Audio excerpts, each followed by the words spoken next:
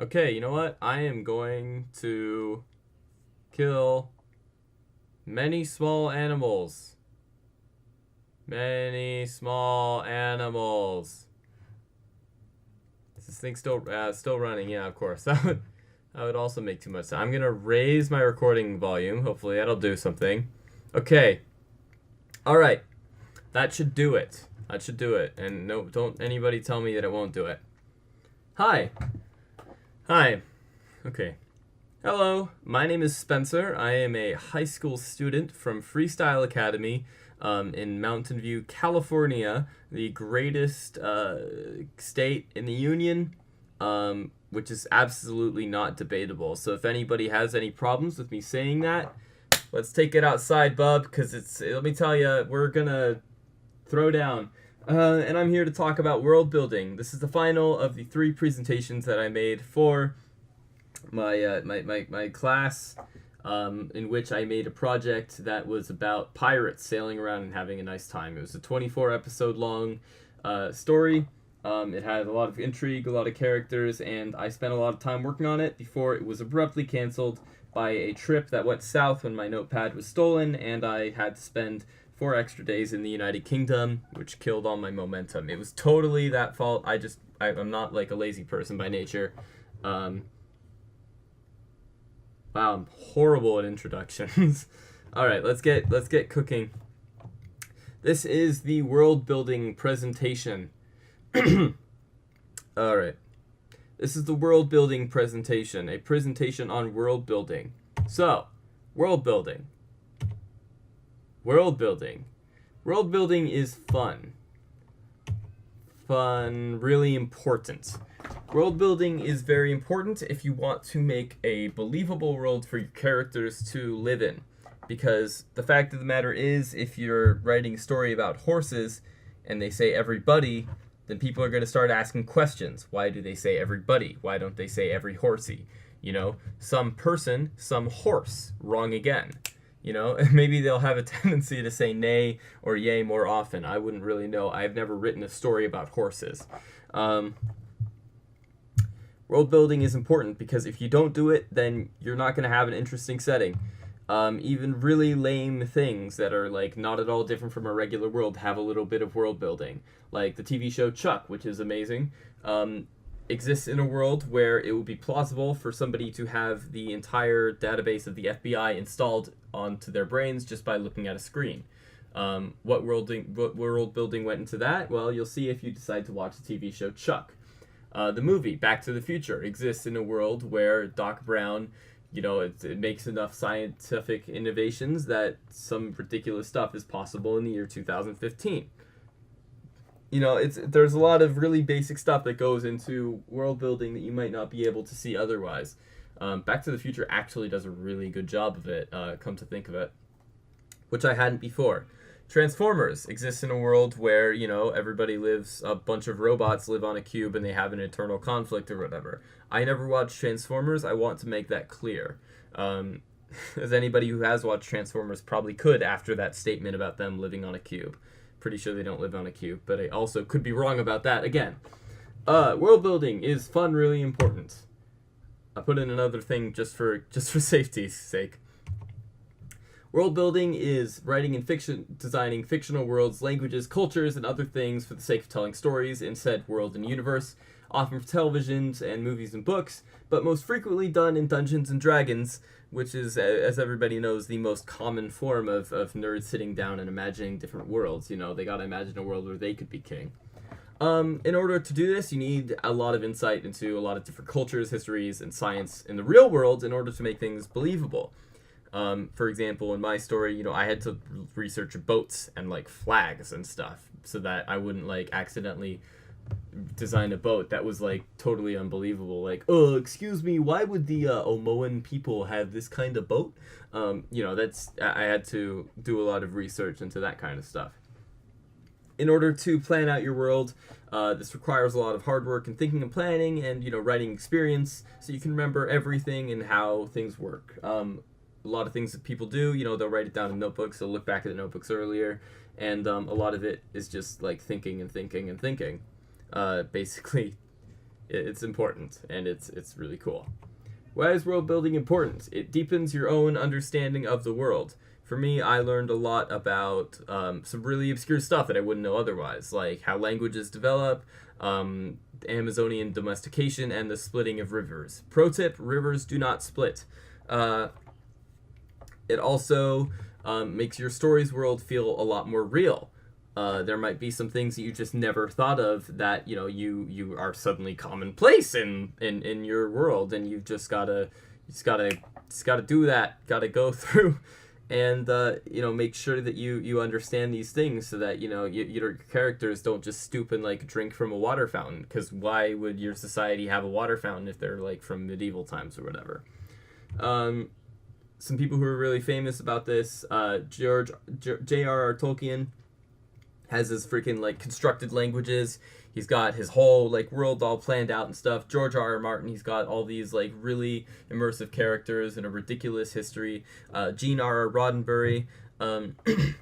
Basically, these people have become staples because of how real their worlds feel. Like if we think fantasy worlds, we think of J.R.R. Tolkien. If we think like elves and stuff, they're always beautiful, blonde-haired, indistinguishable from women, and ridiculous like that. And if we think of dwarves, they're always like drunk Scottish bastards who are running around shoving hammers and pickaxes into the rocks. And if we think of like the future, we're probably thinking of Star Trek. I'll be honest. Star Wars comes pretty close, but also something that I feel like Star Wars people should realize. Star Wars actually happened a long, long time ago in a galaxy far, far away, so it's actually not the future, it's the past. Gotcha. And so on and so forth. World building can give you ideas for other happenings in the story. An example from my story, by the way, some background, a MacGuffin is basically something that your heroes have. For example, in Lord of the Rings, the MacGuffin was the ring. It was important to destroy the ring.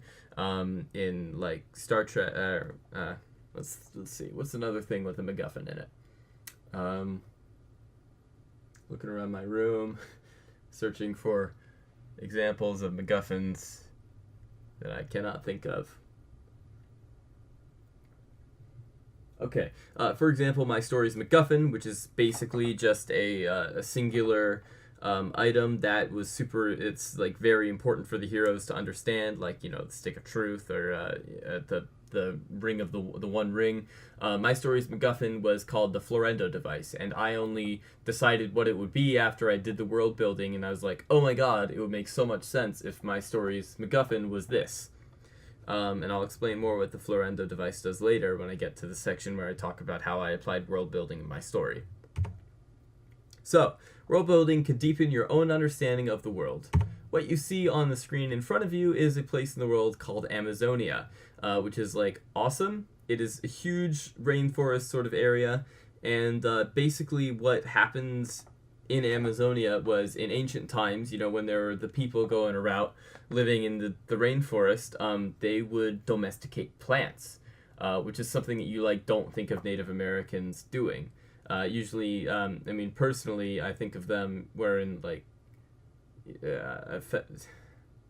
I personally, whenever I think of South American civilizations, I think of, the kind of stuff that they would do with their huge ornate monuments and building stone pyramids and stuff. You don't really think about domestication of plants so much, but it is something that they did and something that was very important to them as people. And this shows because in the Amazon, you can see, based on trees and such, where ancient cultures used to live based on what kind of trees grew nearby, because they actually did domesticate trees before the Europeans came in and ruined everything. They had trees and such that they would basically use for whatever purpose they would use trees for, which is amazing. Basically, just old now people can tell, oh, an ancient civilization used to live here. I can tell because the trees nearby would be really well suited for ancient civilizations. So that's basically Amazonian domestication. I might be screwing up the something there, and I probably am, but I doubt that anybody who knows any better will be watching this, so suck it. Another thing, rivers splitting. Rivers do not split. On the world building subreddit, which is something that some of you might like to look at, I've posted a few links of that onto this slideshow. On the world building subreddit, it has actually become a meme that people post splitting rivers. Rivers do not split. Two rivers might flow into one big river. In fact, that happens quite often, but rivers will never split around and turn into two different rivers because that's just not how they work. I'm sorry to break that to you. This is a really nice guide that I found on the world building subreddit about how big a world would be. You know, how long would it take for your main character to travel the world by foot? 8 hours of walking a day. You know, if you want your world to be like the size of Ireland, it would take 14 days, New Zealand 47, and Africa would take 10 months. And so that would be sort of, you know, it would take one man 11 years to walk around the earth, apparently. And so that'll give you like sort of an idea of scale and such when you're writing down and you're making your maps and such. There's also something that I used that gave me a whole bunch of help while I was deciding what kind of regions would be in my world, which is this little pyramid over here that shows, you know, the Arctic regions and so on and so forth in terms of increasing temperature and dryness. So like a tundra could be really hot, but it's still probably going to be a tundra because it's just too high. And you know, a tropical region, that's when things start to matter a little bit. You know, it can only be so hot before and so wet and so on. And yeah, it's really useful when you're deciding like, oh, okay, so the stuff up north, that would probably be more like tundra or boreal forests. This thing over here, we'll see, considering that that's at this latitude, it's probably one of these things, and you know, the sun will, or whatever. It's super important. It's very good to know. I'd highly recommend the usage of this because it helped me a lot while I was building my maps. World building makes the story feel more real. When it comes to shows like Avatar: The Last Airbender, there are so many things, like one thing that comes to mind would be like the animals in that show. There are just some really interesting animals that are like crosses between animals that we have and some kind of fantasy thing left in there, like Momo, which is a flying monkey. There's like large koi fish and such. There are like lizard rabbits or something. Like there's just something about it that, you know, it's so exotic and unique, and it really makes you think like, wow, I mean, this is just amazing. They also do this with their clothing, which I think actually the clothing in Avatar: The Last Airbender takes me out of it a little bit. I'll be honest, but they really do put a lot of thought, care, and consideration into everything that they did in that show, and it really does show. And this is something that I took from the world building subreddit, which is a very badly constructed land, the one of cliche. Over here we can see like, oh, here's Elvenhome, here's the dwarves, this is where people are too cold, this is like the exotic place, oh, the dragon lives here, the protagonist is from here, this is where the unlikely heroes are from, and you know, there's a river that splits and so on and so forth. But it's an example of a world that just does not feel real because it's so cliched. This is another one. This is honestly one of the worst maps that I've ever seen. Like pictures aside, like, oh, okay, there are obviously going to be elves here. You know, there's an inland sea. Oh, I bet this is a naval power. And oh, this is probably where all the exotic cultures come from. I mean, this place just looks like a friggin' boot. Oh, yeah, these mountain ranges, oh, so conveniently placed. Oh, yeah, okay, this is just a ridiculous map. I hate this map. But when it comes down to sort of the things that actually look real, this is a great example from the world building subreddit, where they like took a bunch of things that you wouldn't think of. Like when you're like, oh, I'm gonna create a nation, the first thing you'd think of is probably not like, oh, how do rich brides and grooms dress? But that's something that this culture would individually decide on, you know, and that's just something that happens over time. And this individual from the world building subreddit, if this gets posted to YouTube, I'll put a link up. This individual went and took a lot of care into sort of deciding what kind of dyes, what kind of cloths would be available to these people, and what would be an appropriate expenditure for each of these individual classes to spend on their uniforms. World building is important because it can give you other ideas for happenings in the story. In my story in particular, skip straight ahead to how I used world building in my project. My story takes place in sort of a pirate setting. There are like lots of people, pirates and such, they're rambling around. There are a bunch of privateers, and so the big MacGuffin, which is what I call the Florendo device, is a steam engine. Because the fact of the matter is, when steam power was first introduced, it changed a whole bunch of things. You know, suddenly you could make big boats out of iron that wouldn't sink when a few cannonballs got tossed their way, and all that stuff. And I was like, oh my god, this makes so much sense. This explains why, you know, these people would want it so much. This explains why these people would want it so much. This explains why this character would want to keep it away. And it just fit into the world so perfectly that I wanted to keep it there.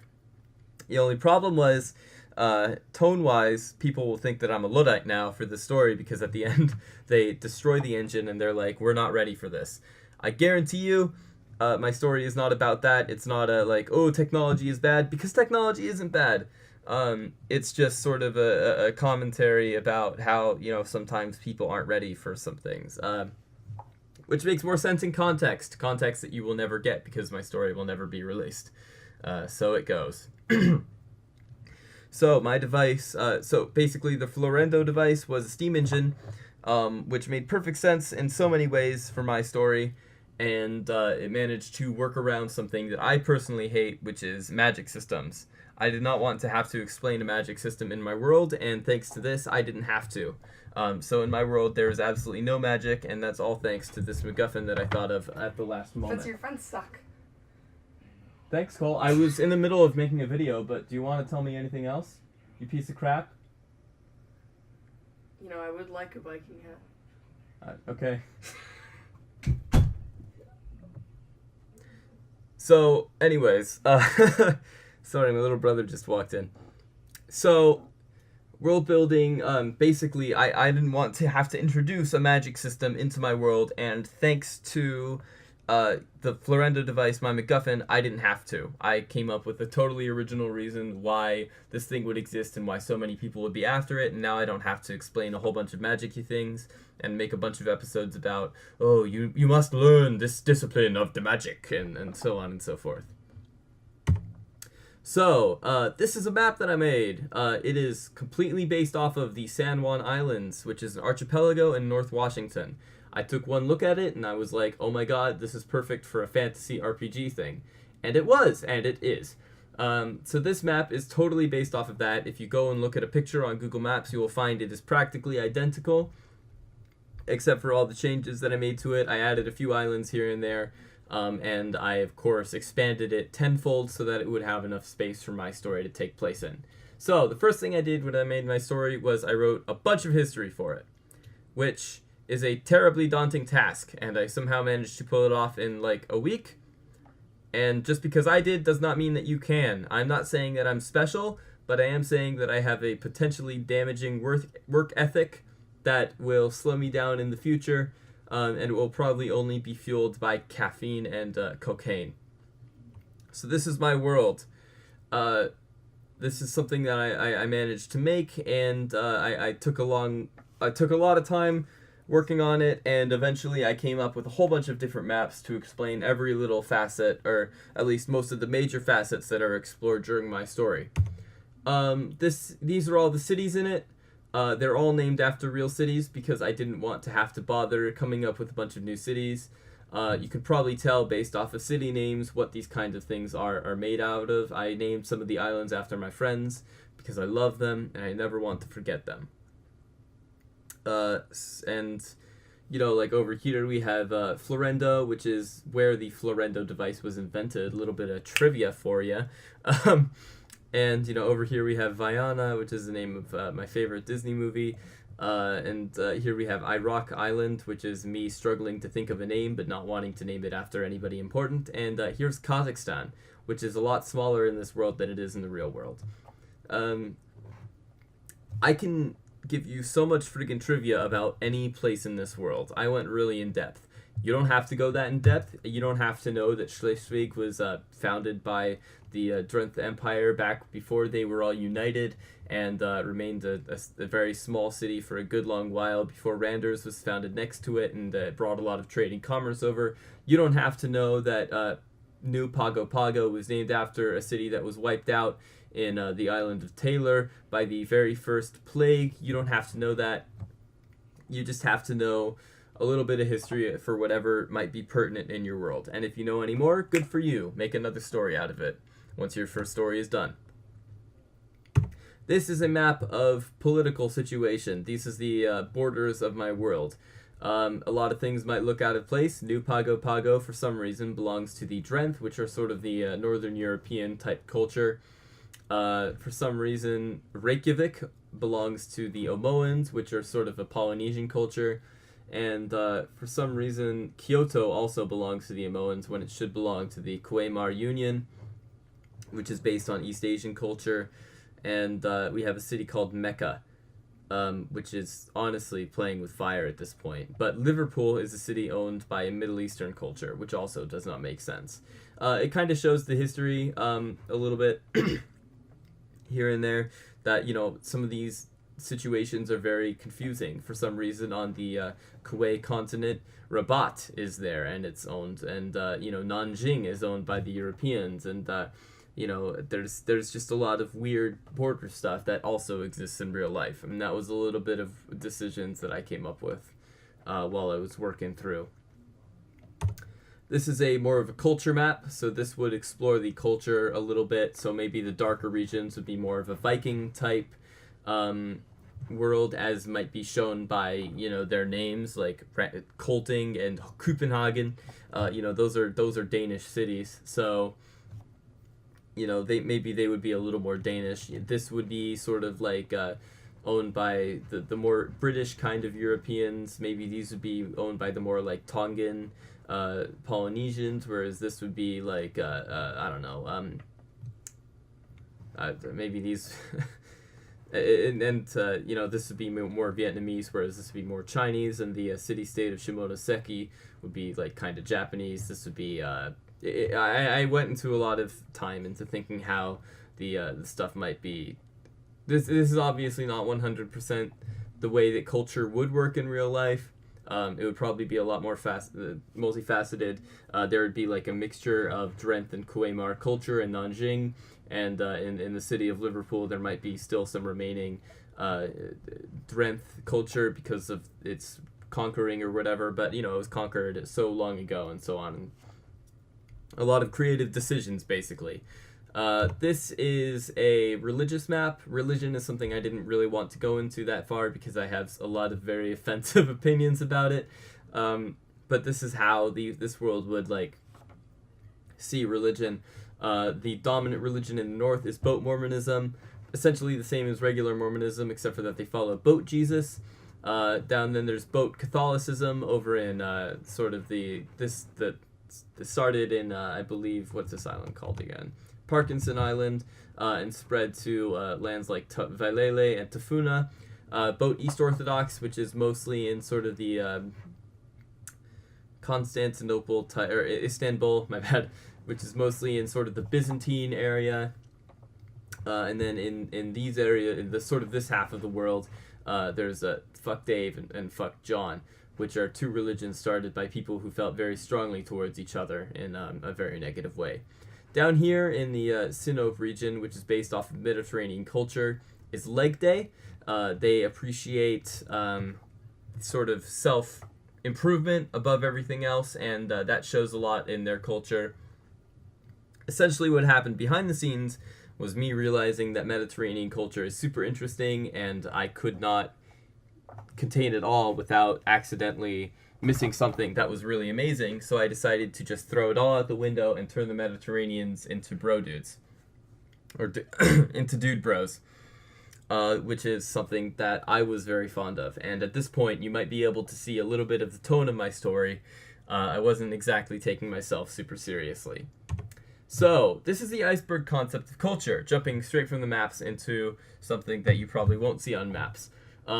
There's some stuff that might be primarily in awareness. When we think of the British, we probably think of like, oh, their tea, you know, the way that they cook, you know, the way, oh, like they dress better, you know, James Joyce, overrated, but, you know, very famous, and all that kind of stuff. But then you, like, you know, primarily out of awareness, you wouldn't know how the British would define, like, sin.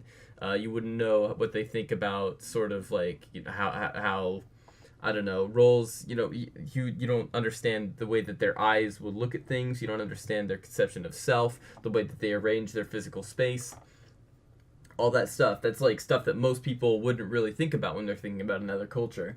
But if you're doing world building, you will have to think about that kind of stuff, which is a right shame. It's actually kind of interesting, I'll be honest. I really enjoyed doing this.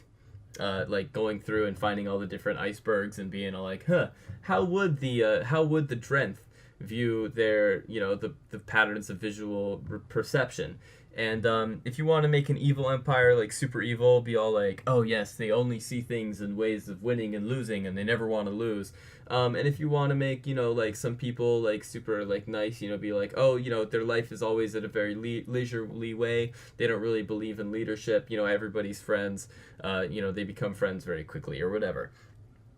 That's just a really great way of sort of understanding how culture works and getting a little more in depth with it than you might have to otherwise. So these are some maps that I decided to work on following my discovery of the iceberg concept. How would these people view themselves? How would they arrange their maps? Up here would be the Drenth map, which is basically the Northern European types. You can see they've sort of distorted the map to make themselves bigger.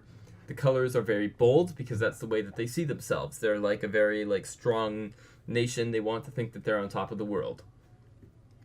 Down here, the Kuwaimar Union, since I didn't put a scale on the map, they decided that, west is up. So west is upwards. That's just the way things are going to be from now on because we're amazing. They've also distorted the maps that they're bigger, but their colors are a lot more faded, which sort of represents how their values may be changed, may be very different from the bold-faced colors of these. Over here are sort of the pastel colors belonging to the Amoans, sort of the Polynesians. They have less of a concept of like space or borders. They just believe that everybody should just be friends. And oh, it's so beautiful. I love the world and everything, which gets them into trouble. And they are sort of the protagonists of the story, which makes it very interesting. So their colors are all pastel because that's just kind of the way they see things. And then over here are the colors of the Sinope, which are, again, the Middle Eastern kind of culture. They want to see themselves as big, so they've decided that their nation is a bicep, and everybody else is very small, except for the Amoans, who they feel very kind towards. And their colors are very dark and very accented. So these are some flags I did, some heraldry. This would be the flag of the Drenth. This up here would be their national flag. It's got the cross of boat Mormonism on it. This would be their naval jack, which is what they would hang on boats for ceremonies. This would be a citizenship flag, so if they were at war with somebody, it would be considered like a war crime in this world to shoot down a ship that was bearing that flag unless that ship was actually lying about being a citizen. So this would be a way to distinguish like fishing boats from regular old boats. And then this would be their war flag, which is, what they would fly to let their troops know, hey, we're the good guys, and so that they would, during war, nobody would get confused. These are the flags of the Kuwaimar Union. This is the national flag, naval jack, war flag, and citizenship flag. Again, they all have their various different meanings. The Kuwaimar Union is mostly based off of Chinese and Vietnamese culture, predominantly Vietnamese, because in the history of my world, the Vietnamese were really the ones that went out and sought the creation of the Union. As opposed to the Chinese sort of civilization, which sort of fell by the wayside and eventually got strong-armed into it. Which is why there's a lot less of their imagery here than there would be otherwise. Over here is a black screen. I'm not entirely sure why, I'll be honest. Is everything okay, Firefox? Are you doing alright? I'm closing that window. Firefox has decided that it doesn't want to expend data on this anymore, which is really good. I love this browser so much. It's way better than Chrome. I'm glad that I decided to use it. Great, we're doing this again. Yuck it up, sleazeball. Okay, guess we're closing Firefox right now. I hope you're happy with yourself. Let's go into Task Manager. Everybody look at my desktop. More details, please. Firefox. Firefox, F. Okay, it's crashed. Great. Alright. Glad we're doing this. Glad we had to show the entire world our dirty laundry. Let's go into Drive. Here we go. Whew. So, anybody seen any good movies? I have. I saw Arrival on the plane ride back home. It was pretty good, despite the fact that I was like on a plane. I still managed to see it. Honestly, I felt like it was a bit of a little bit redundant, but I do appreciate the message and the cinematography, and it was just very pretty. I agree. Wait, wrong folder. Definitely appreciate Arrival. If you've ever read the book, what was it? If you've ever read the book Slaughterhouse-Five, it kind of reminded me of that for reasons that I'm not going to say, because that would be a spoiler. Arrival, also a very good example of world building, by the way, in that they showed us a bunch of different, how the aliens speak and the way that they think, and oh, look at this, the Mahjong. They're teaching them Mahjong, which is a game which is based off of winning and losing. It was great. So anyway, these are the flags of the Omoan types, which are again the protagonists. You can see their colors are very pastel. They don't actually have flags, they have flowers that they will paint on the sides of their ships. So this would be sort of their nation symbol. This would be their naval jack. They'd put this on for ceremonies. This would be a citizenship flag. And then the Chinese hibiscus would be for war. Because I always saw it as a huge laser beam that was gathering up energy and it was about to fire out. Personally. And then this is the emblem. This is the crest of the Sinnoh people. It's got a tank top over here with the crow, muscle milk, some barbells, protein powder, and of course some huge biceps on the side. There are more flags for them, but unfortunately they didn't export properly, so I couldn't put them in this slideshow. So it goes. But I guarantee you that none of them were as magnificent as this one, so you're not missing out on much. But yeah, that was the world building that I did for my project. That is some guidelines on how you can do world building in the future. I'm very appreciative that you took the time to watch this 31-minute video. Absolutely insane. I can't believe I managed to talk for this long without losing my voice and also being interrupted by my little brother who came in to tell me that my friends were the worst. Thank you so much for watching this video. Thank you so much for bearing with me. And thank you for taking the time, and I do hope that you all use this in whatever projects you plan on using in the future. I've been Spencer, you have been magnificent, and ciao.